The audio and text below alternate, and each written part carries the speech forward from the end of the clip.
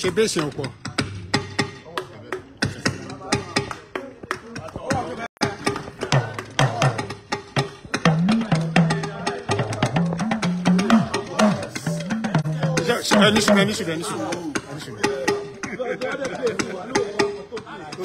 Is it okay?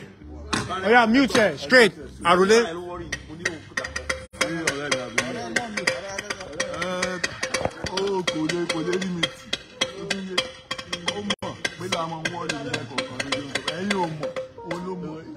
No, wait, turn it back on.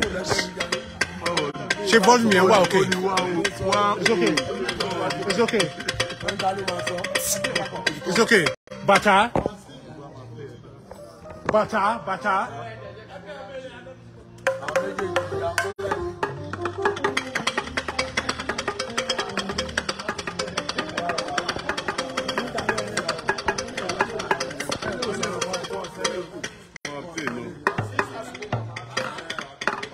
Wait, hold on, bro.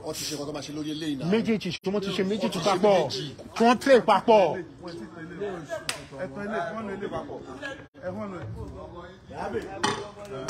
Yeah, play papọ̀. It's okay. Oh yeah, butter.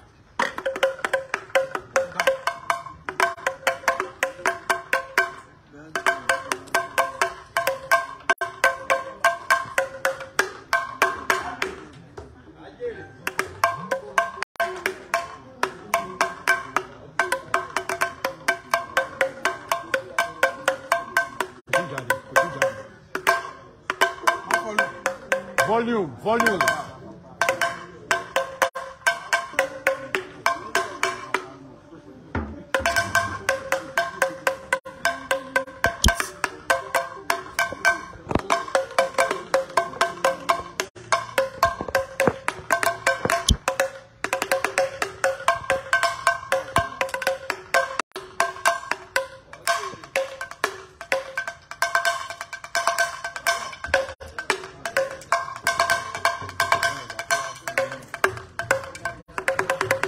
Afa.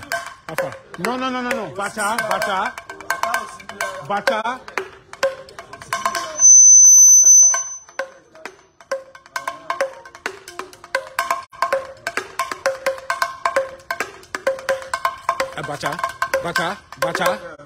Son quand tu fais.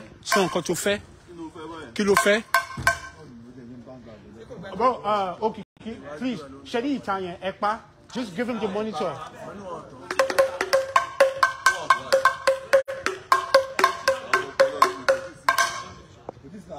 Okay.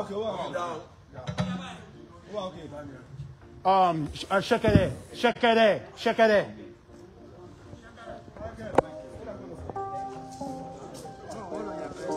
Mike encore.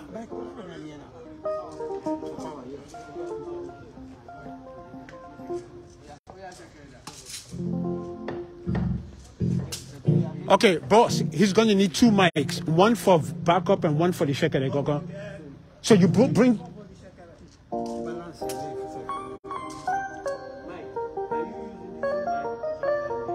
No, he needs a different mic. One mic for vocal, one mic for shakere.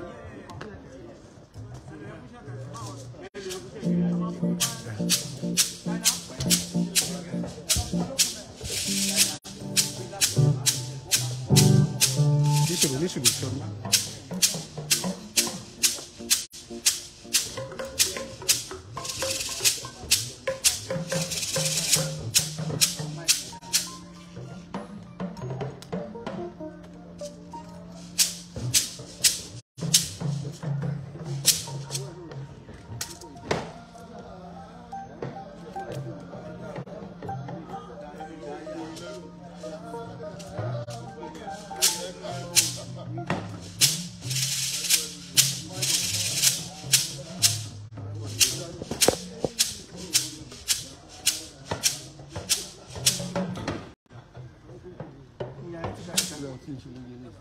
Shakere.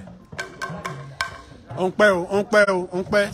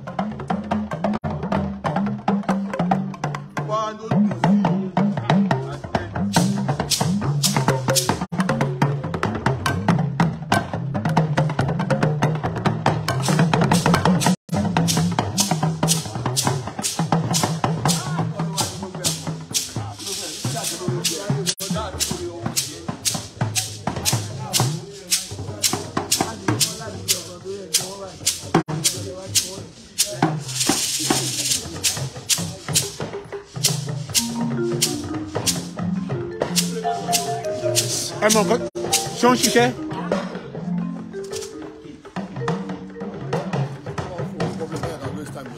ọ̀nà ni mo fẹ́ sọ fún ọ pé bóyá ká ṣe nǹkan míì.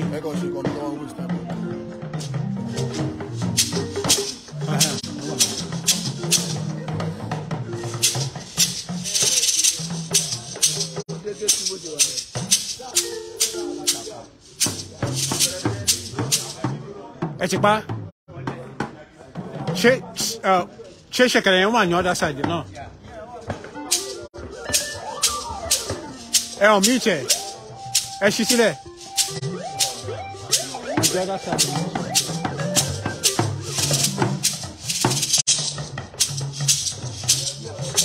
Okay, it's okay. It's okay. Ramoni. Go, talking drum 1. Lead talking drum. Yeah.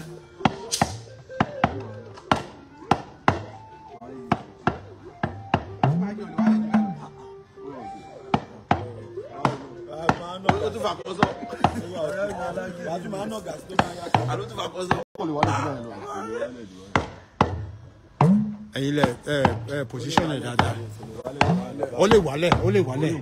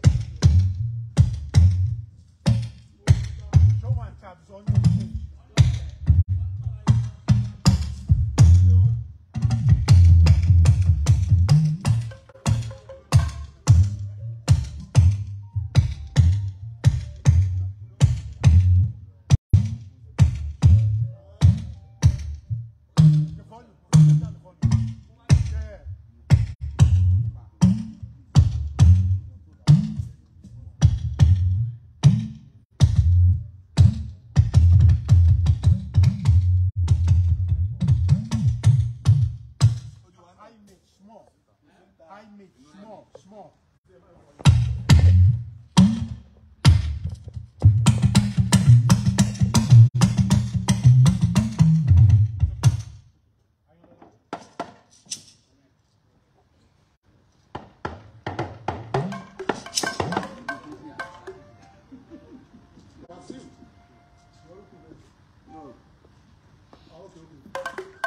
Mi fẹ́ tún gítà mi dára.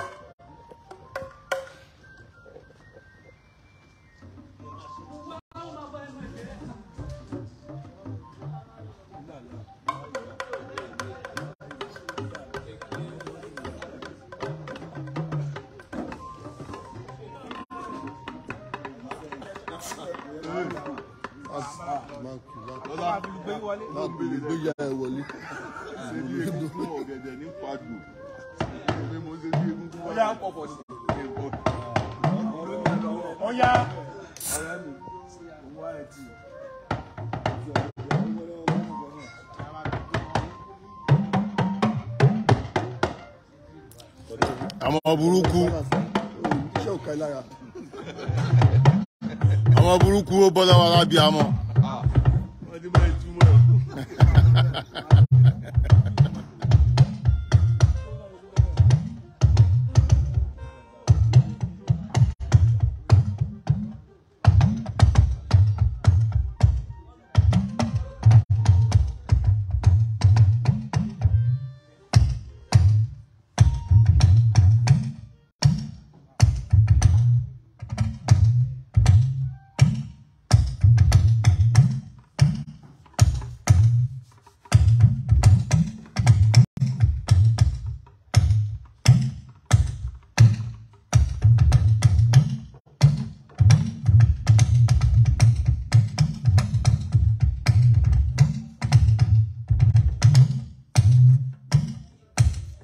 MC Oworo. Ṣó ń gbọ́. Ìta fún jà.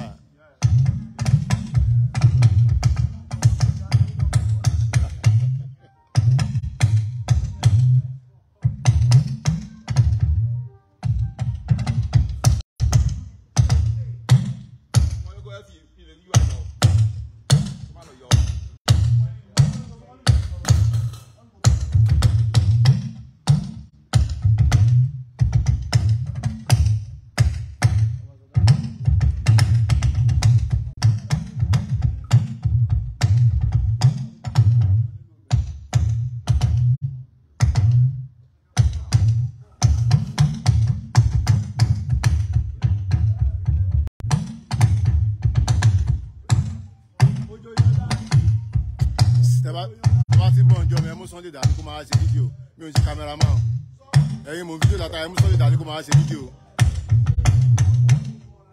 ẹ ti gbọ́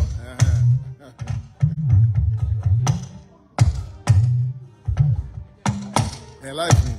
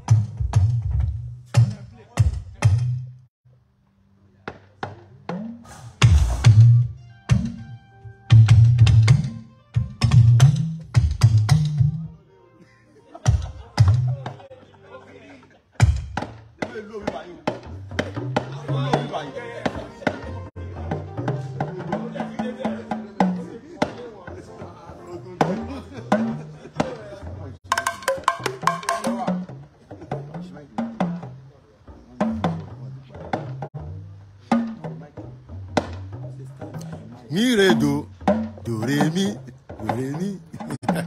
do re mi.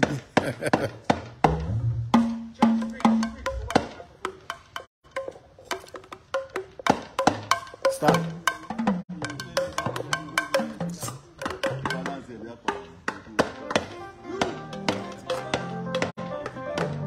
Ode mama de alaja eye. Jago.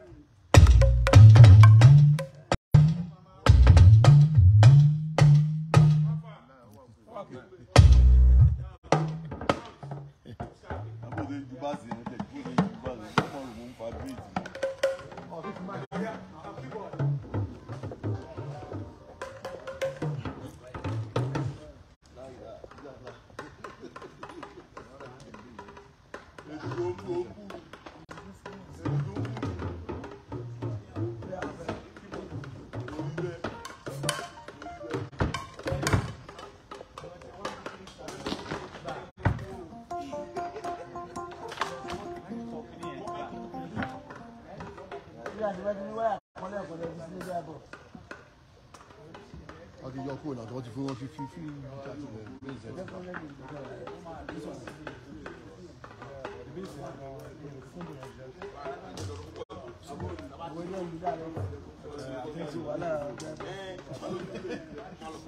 kò ní jẹ́ kó noise yẹn pọ̀ náà tó bá ní noise ó máa absorb noise ó máa bẹ́tà náà bá ti set ó máa wà okay.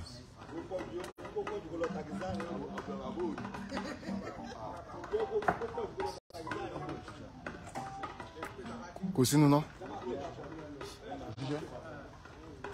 Iná àbí ọdẹ o.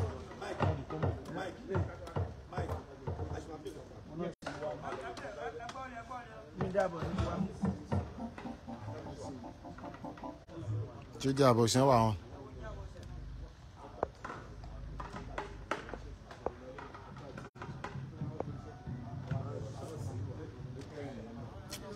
Sound check. I'll take it from you, release your channel. Okay. Cover other things. Okay. Release when you come back to it. Okay. Is your combo working? Have you tested it? It's on the line. I've not on it yet.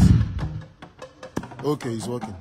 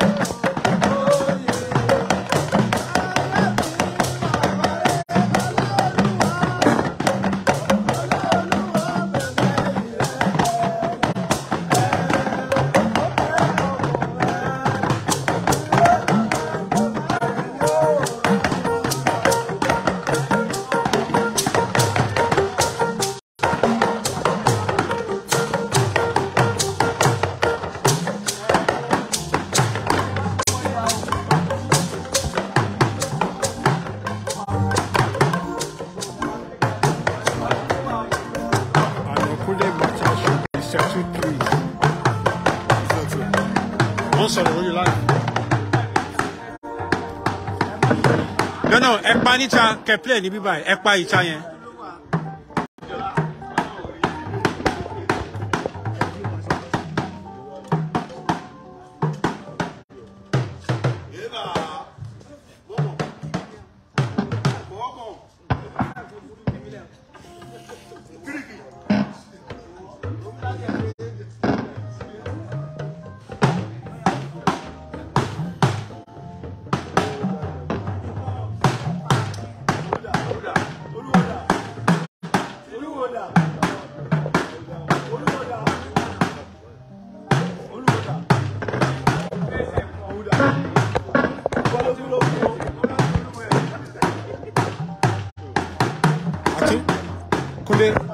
Kunle, so to sort kini.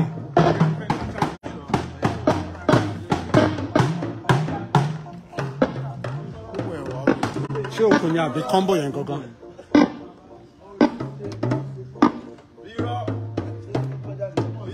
Play.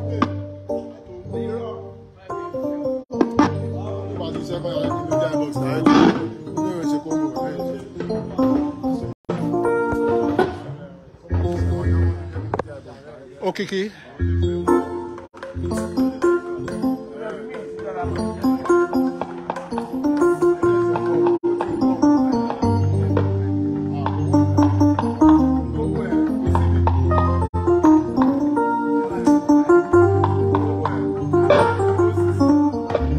Ó ṣe fi yẹn bẹ̀rẹ̀. Sami, ó ṣe fi yẹn bẹ̀rẹ̀.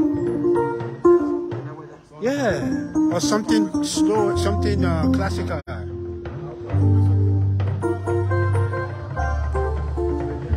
Ewa. Tó bá jẹ́ pé combo guitar yìí máa fún ní problem. Ẹ fún ní direct box, ẹ fún ní monitor straight. Combo guitar ni mo sọ. No, guitar.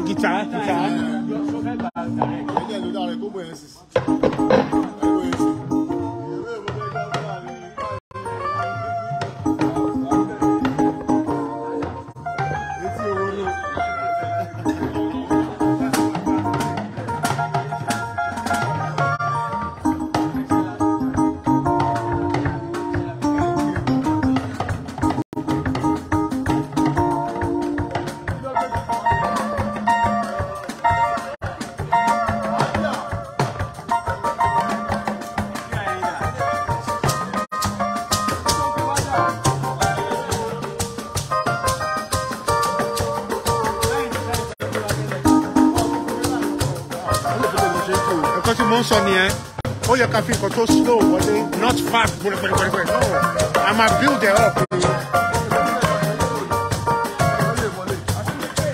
Yeah.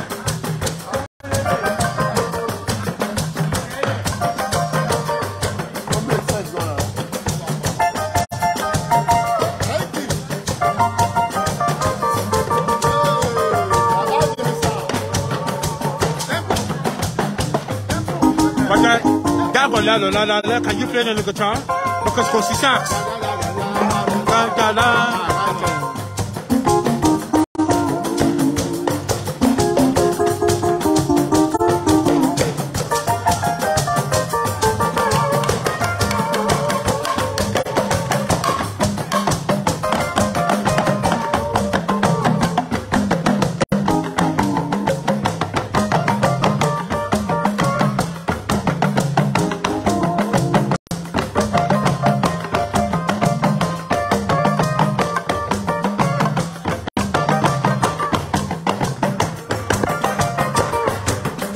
Should everybody see that?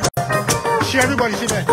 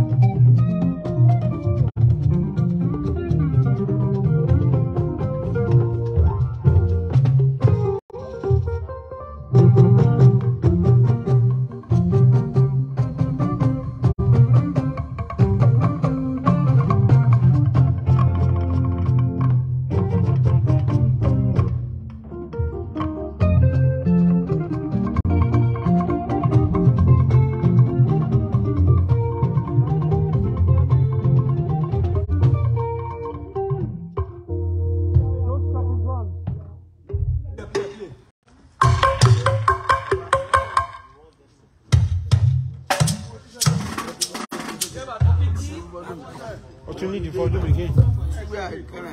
Oh, you're confused. Oh, she said this is come by a balance. She said this is come by a balance. Is it direct or what? Okay. Yeah?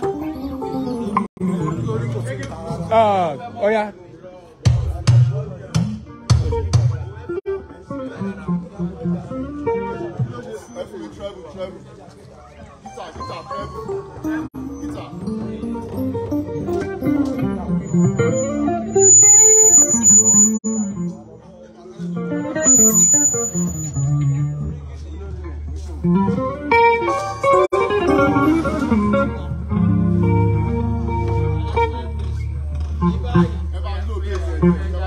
It will low on you.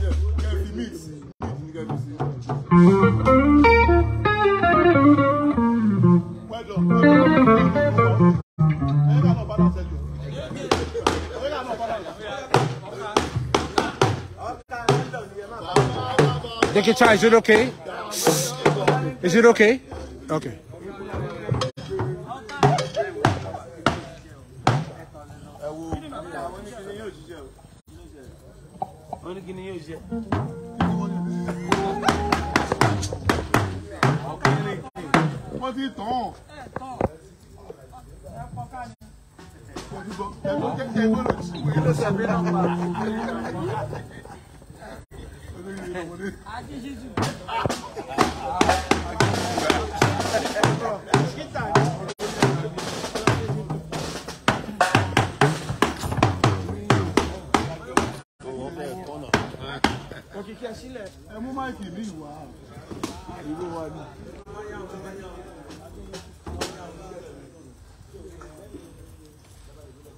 Have you tuned the drums? No, have you tuned? Okay. When it's your mic, Bogwe. Okay.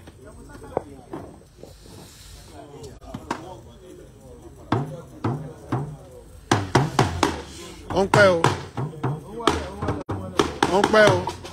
pay.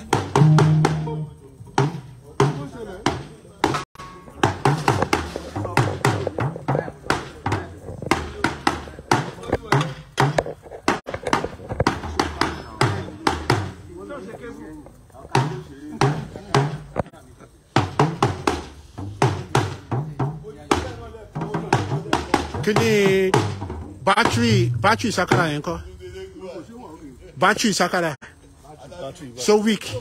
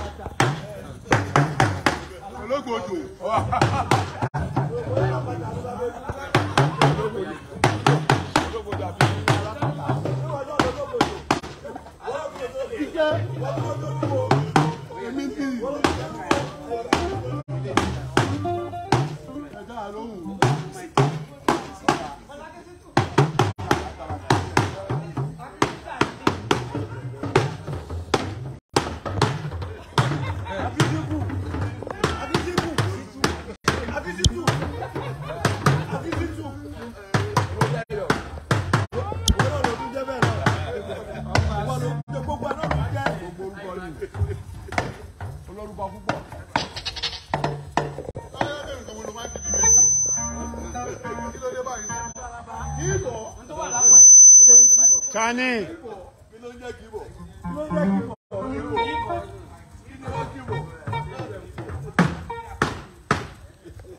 On pẹ́ o.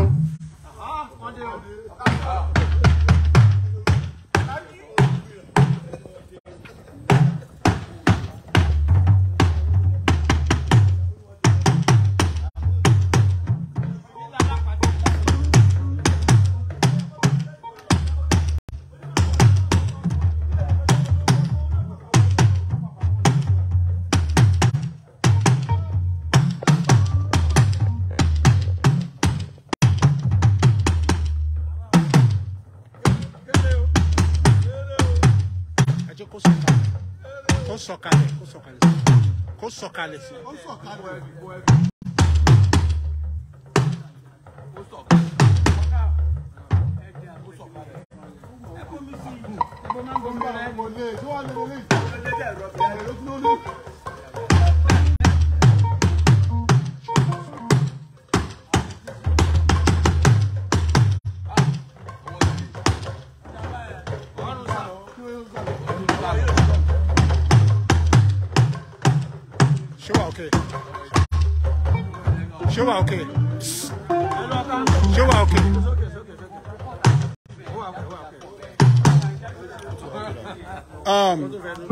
Guitar.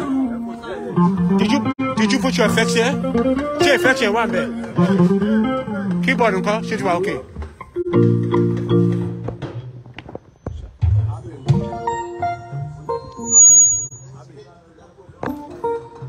Shake keyboard and see what okay.